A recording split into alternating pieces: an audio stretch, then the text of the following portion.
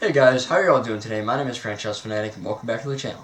And today we have for you guys another movie review, and today we're tackling another Illumination movie, and today we're doing The Secret Life of Pets 2. Now, quick side note on Illumination. There's a few movies that I like from them. Despicable Me 1, Despicable Me 2. I think that's it.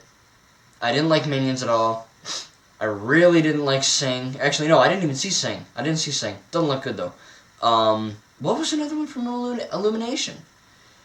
I know Secret Life of Pets 2. Secret Life of Pets 1, I absolutely hate. That's the big idea I'm trying to get here.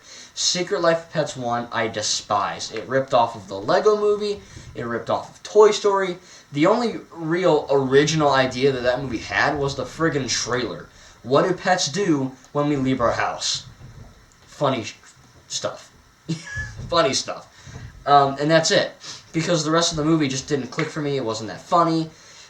It wasn't really a kiddie movie. It was for all ages to a degree. It just didn't click with me for some reason. So I was really nervous coming into this movie, the sequel. Because I'm like, is it going to be good? Is it going to be trash like the other one? You know, who knows? Thankfully, The Secret Life of Pets 2 is a much better movie than the first one, in my opinion. It soars way above the first one in terms of its plot, execution, I just said plot. Action, all these... I'm trying to get the message that it's better than The Secret Life of Pets 1 in a lot of ways. One of the best parts about this movie, without any spoilers, is that, like The Lord of the Rings, this movie takes place in 3 different plot lines, really.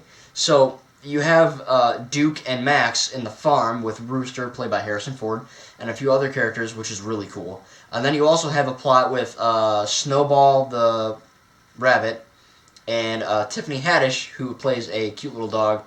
Tiffany Haddish was Queen Whatever Wanabe in the Lego Movie 2, if you don't know. But yeah, so that was kind of cool, so that's the second. And then the third plot is about Gidget, the puffy white dog, and she basically has to find Max's favorite chew toy, which I can't remember the name of. Buddy Bee or Bee Bunny or something? Bee Buddy, maybe? I don't know. It's basically like a ball that dogs play with and you squeak it, you know, but it's Max's favorite toy, and Gidget has to look after it while they're at the farm, but stuff happens and she loses it and she has to train to be a cat. So the 3 plots in this movie, it's really, and it's a shorter movie. I believe it's only 85, 90 minutes, so it's a pretty short animated movie, because most animated films nowadays are 100 to 110 or 15, depending on the film. But this movie, because of those 3 plots, it really makes you engaged. You know, the first one didn't keep me engaged. It was just like the first 20 minutes were funny, you know, with cats being crazy and that dog going with the, you know, like the freaking ghetto rap music or whatever, you know, the hard rock music, whatever it was. But again, that was it. You know, you just watch that and I was like, okay, this is stupid. And then the rest of the movie played out like Lego Movie and Toy Story ripoff. Thankfully, this movie, like I said, the plot has 3 different things, like I just said, and it goes from like Gidget to then Snowball to then Max. You know, it goes from one. So it can be a little confusing for some, especially kids, I think, if they're really trying to formulate. But, I mean, let's be honest, little kids, and the theater I was at was full of little kids. It was like a school bus full of kids. And I'm not talking 10-year-old kids that have a brain. I'm talking like 6-year-old kids who don't know what the hell's going on half the time. They were literally laughing at the dumbest things that, albeit I laugh too. I'm one of those weird adults that laughs at movies. Maybe because I have a really effed up sense of humor, or maybe because adults are boring AF. I don't know. I just think things are funny, and to hell with it, I'm going to laugh. But some of these little kids, they, you know, they don't really know what's going on. They just kind of see lights and colors and all that. I'm not saying all kids are stupid, but you know what I mean. They don't really follow plot like we would, teens and adults. So it can be a little confusing. But other than that, the plot goes, again, from boom, boom, boom, and it keeps going. It keeps alternating between them, and it's really, really cool. So I really did like the plot. It's very original, and, you know, because the first one was really Max and Duke, oh, I hate you, you know, it was Toy Story. And then Gidget saved the day like Wild Style, it was like Lego Movie. But this one, because everything is so well developed, because we already had a first movie, you go into this movie not needing that refresher. You know, you're not needing anything. You just know what's happening if you've seen the first one. And then you can just go right from there into this one, and it works perfectly fine. It's really, really cool. So the plot was really cool. Voice acting, great. Just everyone returning from the first one. A few new characters like Tiffany Haddish with the little dog, and Harrison Ford playing Rooster, the big, you know, cool dog. The old, kind of like Doc Hudson as a dog, essentially, from Cars. But But no, I mean, it was really cool. All of the actors came back and they did a really good job. So voice acting across the board, freaking awesome. I really enjoyed it. It's really cool.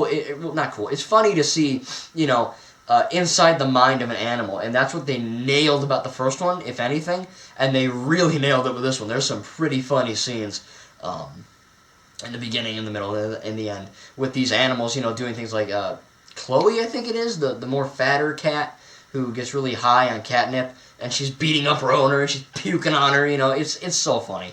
And the dogs with the personality disorder in the vet, and Max and Duke are funny because they're in the car, right? And I have a dog named Tanner, and he gets excited as crap when we say the word car or anything, any kind of trigger word, he goes crazy. So whenever we say car ride or we're going to someone's house or whatever, he goes, really? It's really funny. And it is funny for an adult, especially, to watch Max and, Duke go crazy whenever they say car ride. They're like, we're in the car, and the voice actors nail it. They did a really good job. They make you... the animation is cute, and I'm a dude. I don't like to say things are cute that much, but the animals are cute as fudge in this movie, and it's really cool that, the voice actors nail it. That's what I'm trying to say. They did a really good job fitting those characters. Gidget, really cute voice of the character. She was in Venom, and, Gidget is a cute dog, so it fits. So again, everything fits, really. There are action scenes in this movie with dogs, with, chase scenes and fight scenes with Snowball, and, it's actually well choreographed for being a fight scene with animals. And I know, it's a kid's movie. I would say this movie is more all ages than the first one. The first one was just kind of there and dumb, in my opinion. It wasn't really just for kids, but I didn't get roped in as an adult. You know what I mean? I didn't give a crap. This one I gave a crap. This one is for all ages, and I think most people who could tolerate the first one are really going to enjoy this one. Again, it improves on the plot.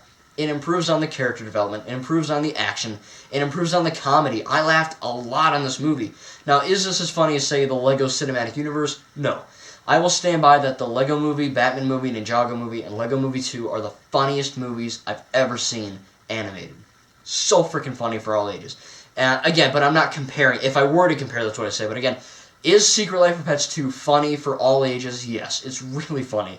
It's funny when you have the animals doing their things. It's funny with the action that goes on. It has slapstick. It has poop and fart jokes. So it has stuff that's for kids, because there were a lot of kids laughing in this. But for the majority, I'd say 98 to 97% of what the kids were laughing at, I was laughing at. So, again, yeah, people are going to go, oh, poop joke, kids movie. Sometimes it is, if it's done well enough, though.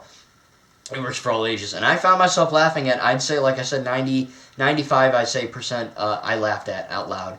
Or I chuckled or whatever. It was really funny. That's what I'm trying. Way funnier than the first one.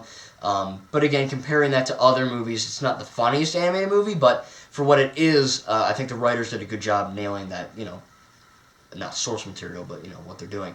So I did think it was pretty funny. As far as negatives, there aren't that many I had a butt ton of negatives on the first one. It's one of my least favorite films of all time. There's not a lot of movies I downright hate or give F's or D's to, but there's a handful of them, and they're bad. And that's one of them, in my opinion. And again, if you do love Secret Life of Pets, that's fine. It's your opinion. If you have reasons and you're not, biased and you're just like, oh, it's because it's got pets. If you have reasons, totally fine. I agree with that. It's fine. But yeah, again, I really like Secret Life of Pets 2. I definitely would get this one on Blu-ray and unbox it for you guys. But again, as far as negatives, the editing can be a little strange. They kind of do this cutaway where they do like a joke, or like someone like falls off a ledge, or they poop out, or catnip, or something, I don't know. And you're supposed to laugh. But the cutaway jokes, most of the time I didn't laugh at. I thought weren't very funny. Again, most of the jokes I laughed at, but those cutaways that would like end the Gidget scene, that would go to another scene, I didn't think was funny. But again, that's just how it is. You know what I mean? I don't know. So it's strange, but it's true that I have to say that the cutaways are supposed to be funny, but they're not funny. Other than that, so yeah, the editing can be a little wonky. The script is fine. The animation is subpar. I wouldn't say it's great. If you like Secret Life of Pets 1, or Sing, or I don't know, Inside Out, some older animated movie that isn't too old, but not new. It's nothing groundbreaking. It's nothing like the Lego movies. Nothing like Tintin. Nothing like Laika, with Missing Link. it's just okay. You know what I mean? So I'm not really going to give it a negative for that, but, you know, it's nothing standoutish. So really, the only negatives would be, yeah, it doesn't look the best. There's a few editing things, but other than that, I really can't nitpick that much. I mean, the plot was so crappy in the original that when you watch this one, you're past that, so it doesn't really matter. You know what I mean? So everything in this movie kind of fits. It's really funny. It's got cool action. It's got a great plot that goes from a lot of different perspectives. Again, for little kids, it might be a little confusing.